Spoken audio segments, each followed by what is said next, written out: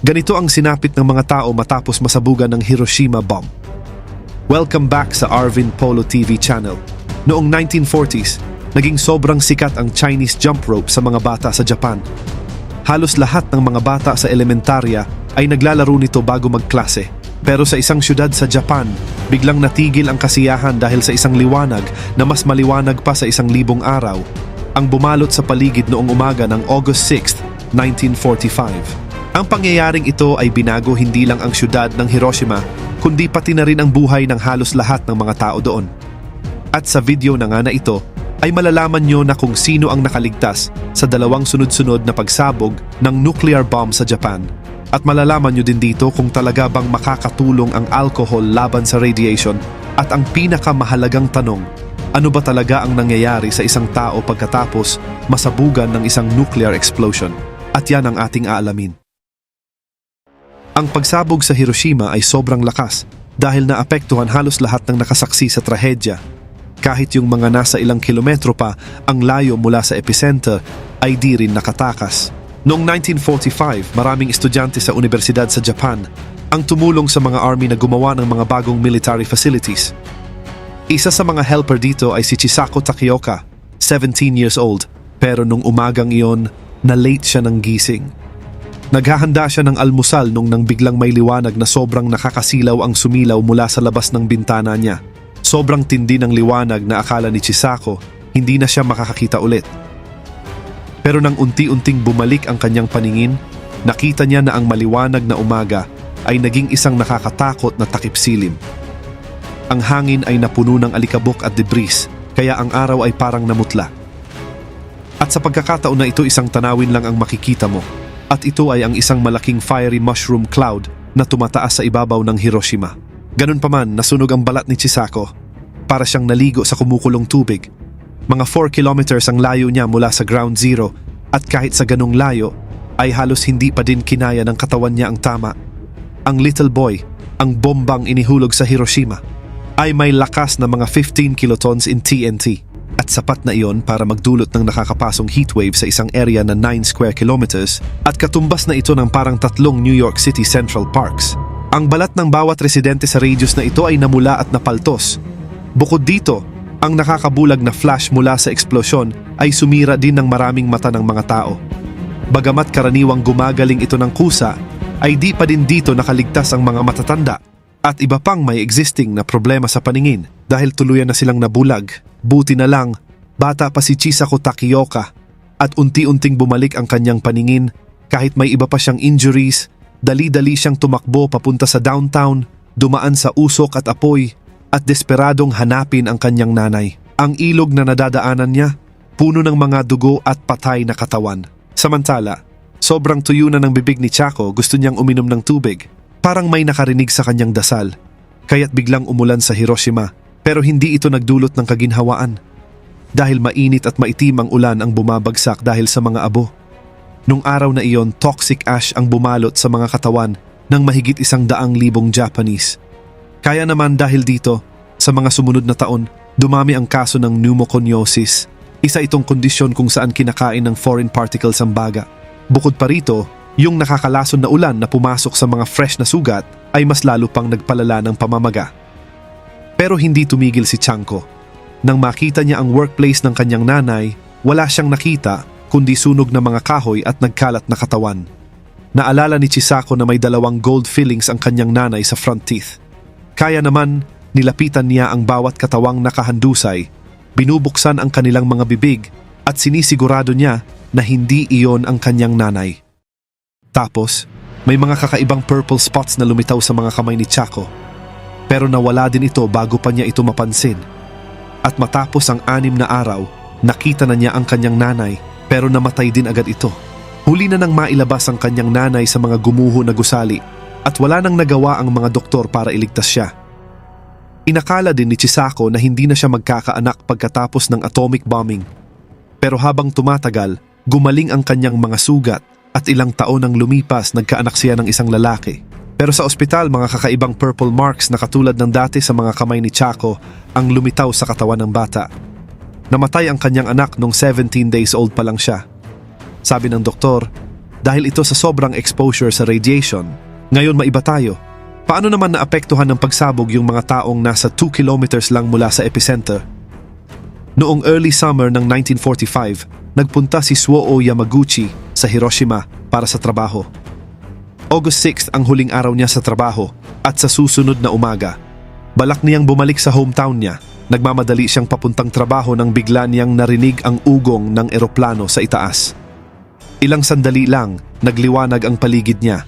Nang unti-unti niyang iminulat ang kanyang mga mata, nakita niyang nakahiga na siya sa mga patatas.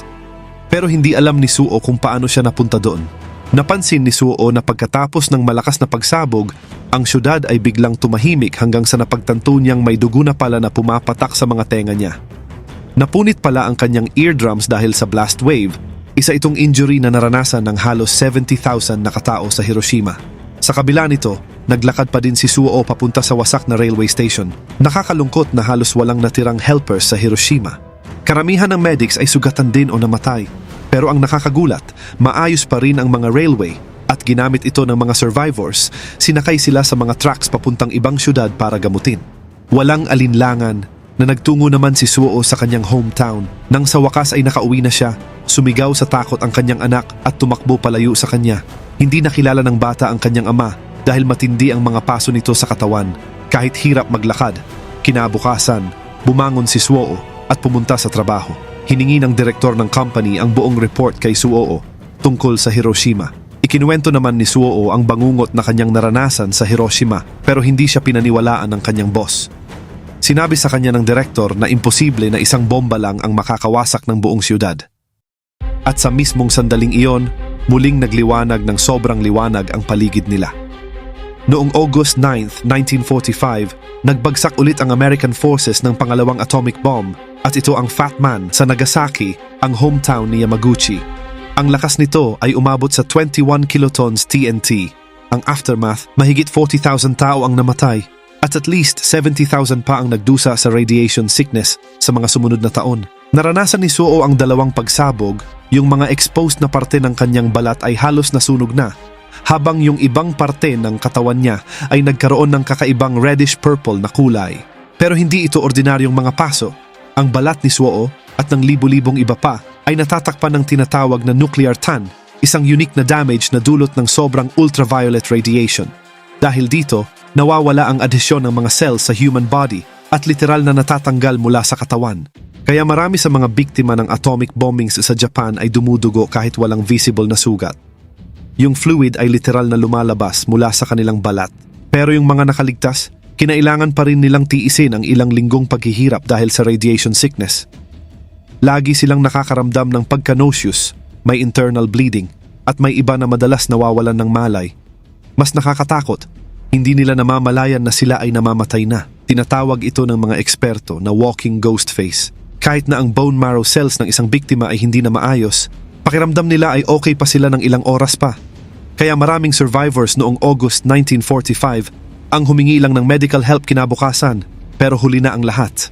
Si Suo Yamaguchi ay maaring isa sa kanila, pero nakaligtas siya sa parehong pagsabog at nabuhay hanggang 93 years old. Bagamat nagdusa siya sa epekto ng radiation sa natitirang bahagi ng kanyang buhay, ang katawan niya ay natatakpan ng choid scars na masakit kapag gumagalaw siya. Sa isang interview, inamin pa din ni Yamaguchi na nagpapasalamat pa rin siya sa kapalaran na nangyari sa kanya noong Nagasaki blast. Ang kanyang asawa at anak kasi ay mas malapit sa epicenter at nakaligtas ang mga ito dahil bumaba sila sa basement para maghanap ng gamot para kay Yamaguchi. Sa makatuwid nagkataon na bumaba sila sa basement kaya sila nakaligtas sa pagsabog. Ngayon maiba ulit tayo. Ano naman ang ginawa ng pagsabog sa mga taong nasa 1 kilometer lang mula sa epicenter noong araw ng trahedya? Heto ang nakakagulat. Pinapasok ng late ng principal ang mga estudyante. Sa halip na 8 ay pinapasok niya ito ng 9 dahil sa scheduled maintenance work. At dahil sa hindi inaasahang ginawa niya ay nailigtas niya ang buhay ng daan-daang bata. Pero karamihan sa kanila ay nagdusa pa rin ng maganap ang pagsabog. At isa na nga dito si Hirano. Literal na inangat siya ng shockwave mula sa kanyang paa. Lumipad siya ng ilang metro bago bumagsak sa isang bato na pader. Pakiramdam ni Hirano na parang nabali ang kanyang braso, pero mas matinding pagsubok pa ang naghihintay sa kanya dahil isang segundo lang ang lumipas, daan-daang matutulis na basag na salamin ang tumusok sa balat niya. Pero mas malala pa ang nangyari sa iba. Ilang minuto lang may dumaang lalaking naglalakad na may nakatusok na kahoy na poste sa kanyang tiyan. Diretso itong tumagos sa kanya, dumudugo ng malala mula sa maraming sugat. Naglakad si Hirano pa uwi at nang sa wakas ay nakita niya ang kanyang nanay. Agad napansin ng nanay niya na may hawak-hawak ang anak niya. Yun pala, hawak ni Hirano ang isang piraso ng kanyang sariling balat na natanggal sa palad niya. Wala silang ideya sa ganitong sitwasyon. Kaya naman gumawa ang nanay niya ng kakaibang desisyon na pahira ng lahat ng sugat ng anak niya ng sake. Isa itong traditional na inumin ng Japan. Nakakagulat dahil ito ang nagligtas sa bata dahil 80% ng mga taong nasa blast radius noong pagsabog ay namatay agad sa unang oras pa lang pagkatapos ng detonation. Sa 37 na classmates ni Hirano, 3 lang ang nakaligtas. Pero kahit yung 3 iyon ay hindi pa din maswerte. Dahil ang radiation ay hindi lang nagdulot ng malalang damage sa kanilang soft tissues, kundi binasag din nito ang kanilang DNA structure. Pagkatapos ng nuclear explosion sa Japan, tumaas ng 70% ang incidence ng cancer sa mga bagong panganak. Sa bawat 30th na baby, may mga mutation na nangyayari. Maraming baby ang ipanganak na walang mata o may mga extra limbs. Siya si Miwa Mamura. Ipinanganak siya sa Hiroshima 1/4 century pagkatapos ng disaster. Noong panahon na yon, ilang taon nang lumalaban sa bone cancer ang kanyang nanay na si Shizuko Mamura. Pero kahit malala ang diagnosis, hindi ito naging hadlang para magkaroon ng healthy na baby girl. Tinawag ito ng mga doktor na isang tunay na milagro. Pero may kakaiba pa ding nangyari. Sa unang ilang buwan ng buhay ni Miwa, namatay sa cancer ang 2 niyang tita. Hindi rin nagtagal ang buhay ng kanilang mga anak. At ilang taon lang, namatay din sa cancer ang 2 sa mga pinsan ni Miwa. Sa lahat ng kamag-anak nilang naapektuhan ng Hiroshima explosion, si Miwa at ang kanyang nanay lang ang nakaligtas. Nawala ang cancer ng nanay niya, pero hindi pa doon nagtapos. Dahil maraming taon ang lumipas ay binawian din ng buhay ang anak niyang si Miwa. Hindi makapaniwala ang cancer survivor na nanay niya sa sinabi ng mga doktor dahil bihira lang magkasakit si Miwa. Sa kalaunan nalaman niya na mula pala sa mga kaibigan ni Miwa ang sakit, kaya ito namatay. Ayaw ni Miwa na ipaalam sa nanay niya ang kalagayan niya dahil ayaw niyang makaramdam ng guilt ang kanyang nanay. Ngayon maiba ulit tayo. May nakaligtas ba na malapit lang sa 300 meters mula sa epicenter noong umaga ng August 6, 1945? Siya si Akiko Takakura, na 20 years old, na nagtatrabaho bilang cleaner sa main Hiroshima Bank. Siya ang nakasaksi ng pagsabog. 98% ng mga biktima na nasa loob ng 300 meters sa oras ng pagsabog ay namatay agad. Natagpuan ng mga rescuer ang mga katawan ng mga biktima na parang naluto na ang mga internal organs sa loob lang ng ilang segundo. Literal na nag-evaporate ang mga tao at kumulo ang fluid sa kanilang katawan bago pa man sila makapikit. Karamihan sa mga bangkay ay hindi na makilala dahil pagkatapos ng pagsabog, natanggal ang balat at muscles nito, naiwan lang ang mga bungo. Hindi bababa sa 40,000 na sibilyan ang nakaranas ng ganitong kakilakilabot na kapalaran. Si Akiko Takakura ay nagtamo ng mahigit 100 malalang sugat at 1 dose ng radiation na hindi bababa sa 50 times ang daily limit. Nailigtas siya ng blast wave nang itinulak siya nito paatras sa koridor at ang natitirang pader ng gusali ang naging protection niya mula sa mas malalang radiation. Nang magkamalay si Takakura, nakita niya ang isang firestorm na pumupulbos sa buong kalye at papalapit na sa kanya. Nakita niya lang ang ganitong imahen dati sa mga libro na naglalarawan ng impyerno. Sa isip niya, namamaalam na siya sa kanyang buhay nang bigla niyang marinig ang mahinang ungol mula sa ilalim ng mga debris. At dito niya nga nakita si Ms. Asami, isa sa mga empleyado ng bangko. Halos nadurog ang mga binti ng babae dahil sa mga debris. Sa kabila ng lahat, sinubukan ni Takakura na iligtas si Ms. Asami, pero paubos na ang oras at halos aabot na ang firestorm sa bangko. Sa sandaling iyon, may naganap na itinuturing ni Takakura na isang divine blessing. Sumabog ang mga tubo ng tubig ng gusali at isang alon ng tubig ang bumalot sa kanilang dalawa. Kaya naman napigilan ng tubig ang apoy na sunugin ang natitirang bahagi ng mga gusali. Dahil dito, nakaligtas sila. Pero ang masaklap sa gabi pagkatapos ng trahedya, tumindi ang kondisyon ni Mizasami at hindi na siya nagising mula sa coma sa loob lang ng ilang araw. Ganun pa man inalay ni Akiko Takakura ang natitirang bahagi ng kanyang buhay sa pagpupugay at pag-alaala sa mga namatay sa kakilakilabot na pangyayaring ito. Sa kabila nito, ano naman ang nangyari sa mga taong nasa mismong epicenter o ground zero? Ang kanilang mga katawan ay naglaho at naging 2 chemical elements. Ang intensity ng radiation sa puntong iyon ay sobrang taas na pati atomic bonds ay hindi na nag-exist. Ang flash na may ganitong kakilakilabot na intensity ay nagpaputi sa mga madidilim na bato sa mga kalye ng Hiroshima. Sa ilang lugar, hindi gaanong nagbago ang kulay ng mga bato. Sa makatuwid ang mga bato na umitim ang kulay, ay ito ang mga lugar kung saan may mga taong nakatayo noong oras ng pagsabog. Tinatawag itong nuclear shadow. Ang mga katawan ng tao ay sumipsip ng lahat ng radiation, iniwan lang ang mga nakakatakot na silhouette na permanenteng nakatatak sa concrete at bato. Bago ang mga trahedya sa Japan, hindi maisip ng sangkatauhan na posible ang ganitong mga bagay. Sa mga unang araw pagkatapos ng mga pagsabog sa Hiroshima at Nagasaki, humigit kumulang 120,000 na tao ang namatay at hindi bababa sa 250,000 ang nagtamo ng mga sugat.